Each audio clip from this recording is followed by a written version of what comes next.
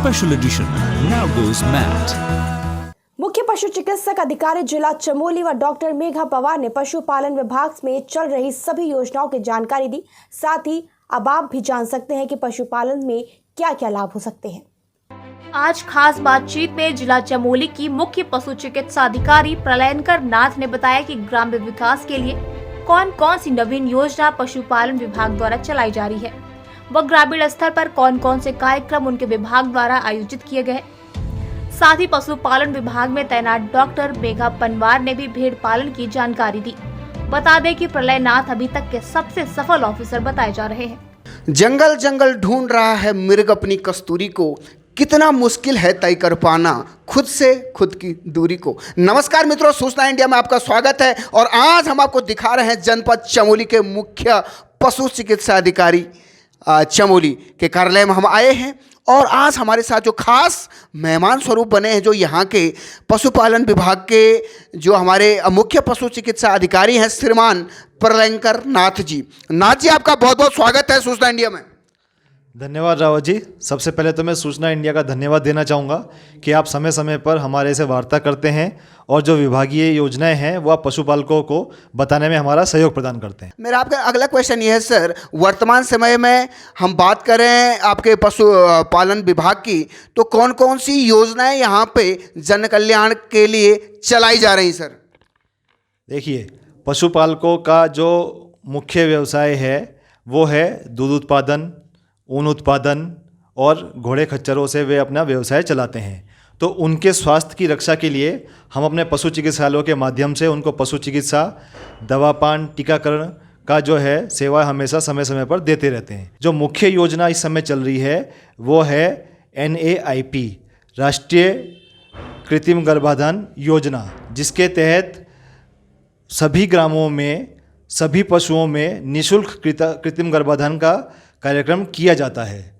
इसमें पशु स्वामी के द्वार पर हमारा पशुपालन विभाग का अधिकारी कर्मचारी जाकर कृत्रिम गर्भाधान करता है और वो निःशुल्क किया जाता है। उसके बाद उसका जो भी डिटेल होती है उस पशुपालक की और उस पशु की, वो हम एक इनाफ पोर्टल है भारत सरकार द्वारा तैयार किया हुआ, हम उसमें अपलोड करते हैं। ये पूर्णतः निःशुल्क योजना है। दूसरी हमारी योजना है वो है लिंग वर्गीकृत वीर्य, यानी सेक्स सॉर्टेड सीमेन। इससे पशुपालक को ये फ़ायदा होता है कि इस से जो बच्चियाँ होती है 90% इसमें बच्चियाँ ही उत्पन्न होती है। उससे क्या होता है कि जो पशुपालक है उसकी आमदनी में वृद्धि होती है। और दूसरा, जो हमारे पशुपालक भाई अक्सर नर पशु को निराश्रित और आवारा छोड़ देते थे, उसमें भी कमी आएगी। और तीसरी जो स्कीम है भारत सरकार द्वारा चलाई जा रही है वो है FMD-CP, यानी खुरपका मुंहपका रोकथाम योजना।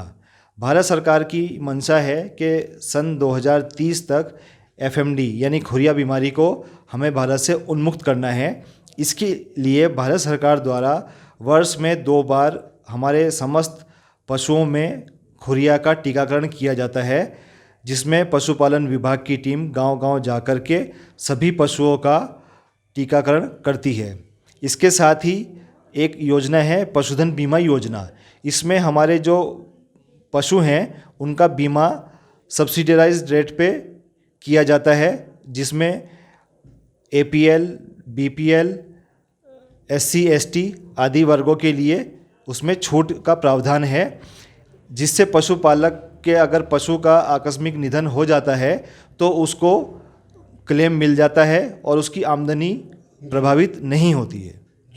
तो बहुत अच्छी बात आपने बताई। आप देख रहे हैं यहाँ पे हम आपको रूबरू करवा रहे हैं लाइव तस्वीरों के साथ हमारी जनपद चमोली के जो पशु चिकित्सा अधिकारी हमारे साथ बने हैं। और आपने देखा कि उन्होंने बताया किस तरीके से उनके कर्मचारी आज गांव-गांव में कृत्रिम गर्भाधान और तमाम सारी योजनाओं के लिए कार्य करें। सर, ये जितनी योजनाएं आपके द्वारा चलाई जाती हैं, इनकी जन जागरूकता के लिए आपने कुछ कार्यक्रम ऑर्गेनाइज किए हैं सर? समय समय पर हमारे जो हैं समाचार पत्र और समाचार चैनल जैसे आपके माध्यम से भी हम लोगों में प्रचार प्रसार करते हैं। और हम जो बैठक करते हैं, हमारे पशु चिकित्सालय जो सचल का पशु चिकित्सालय उसके गांव-गांव में कैंप लगाते हैं, उसके माध्यम से भी हम योजनाओं का प्रचार प्रसार करते हैं। समय समय पर होने वाली BDC बैठकों में भी हम प्रतिभाग करते हैं और पशुपालकों को जागरूक करते हैं।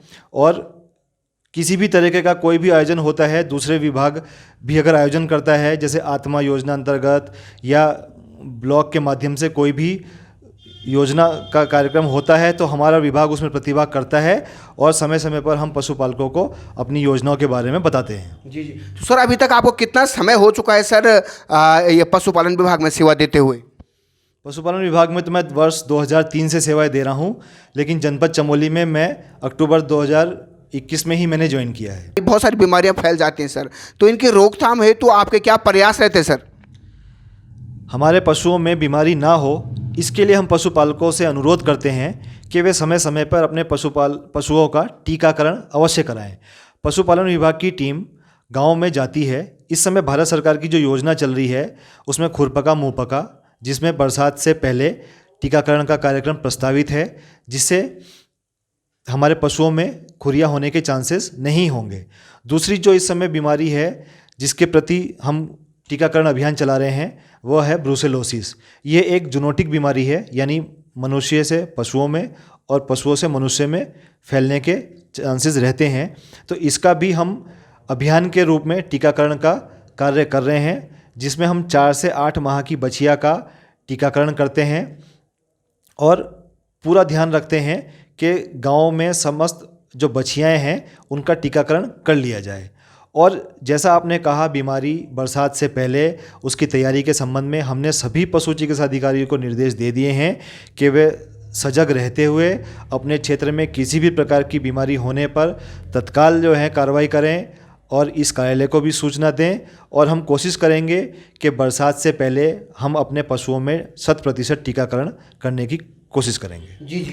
तो बहुत अच्छी बात आपने बताई कि हमारे दर्शकों को और विशेष रूप से किसान भाइयों के लिए जो कृषक हैं, जो पशुपालन इत्यादि करते हैं, कि जिस तरीके से आज हमने देखा कोविड फैल रहा था तो उसके लिए टीकाकरण जरूरी हो गया था, उसी तरीके से पशु की भी उतनी अहमियत आज हमारे परिवेश में है, तो उनका भी टीकाकरण जरूर करवाएं और विभाग उसके लिए आप लोगों से अपील कर रहा है। सर मेरा अंतिम क्वेश्चन आपसे ये है कि वर्तमान समय में पहाड़ी क्षेत्रों में पशुपालन विभाग किस तरह से उन हमारे किसान भाइयों की आजीविका में सहायक होगा सर? जैसा मैंने आपको बताया, हमारी जो भी योजनाएं हैं वह पशुपालन विभाग का जो मुख्य उद्देश्य है, पशुपालक की हमें आमदनी बढ़ानी है, उसके पशुओं को हमें रोगों से बचाना है। तो हमारा पूरा विभाग तत्परता से उसके पशुओं के रोगों से बचाने के लिए, उसकी आमदनी बढ़ाने के लिए कार्य कर रहा है। पशु रोगों से बचाने के लिए हमारा विभाग पशु चिकित्सा और टीकाकरण, दवा पान आदि का कार्य समय समय पर करता रहता है और अभियान के रूप में भी हम टीकाकरण का कार्य कर रहे हैं। और पशुपालक की आमदनी को बढ़ाने के लिए हम कृत्रिम गर्भाधान निःशुल्क कर रहे हैं, लिंग वर्गीकृत वीर्य का उपयोग कर रहे हैं, जिससे पशुपालक की आमदनी को बढ़ोतरी मिलेगी। जी जी। तो बहुत बहुत धन्यवाद सर आपका। काफ़ी सारे इसी के साथ आप क्या जन संदेश प्रेषित करना चाहते हैं हमारे पशुपालकों को? मैं सूचना इंडिया के माध्यम से हमारे सभी पशुपालक भाई बहनों को चारधाम यात्रा की शुभकामनाएं ज्ञापित करता हूं और मेरा सबसे ये निवेदन रहेगा कि आप अपने पशुपालन विभाग को आप अपना विभाग समझें और किसी भी तरीके की समस्या हो तो आप निकटतम पशु चिकित्सालय है या पशु सेवा केंद्र है, वहाँ पे संपर्क कर सकते हैं। अगर फिर भी आपकी समस्या का निराकरण ना हो तो मैं विकास भवन में यहाँ पे उपस्थित रहता हूँ, आप मेरे से संपर्क कर सकते हैं।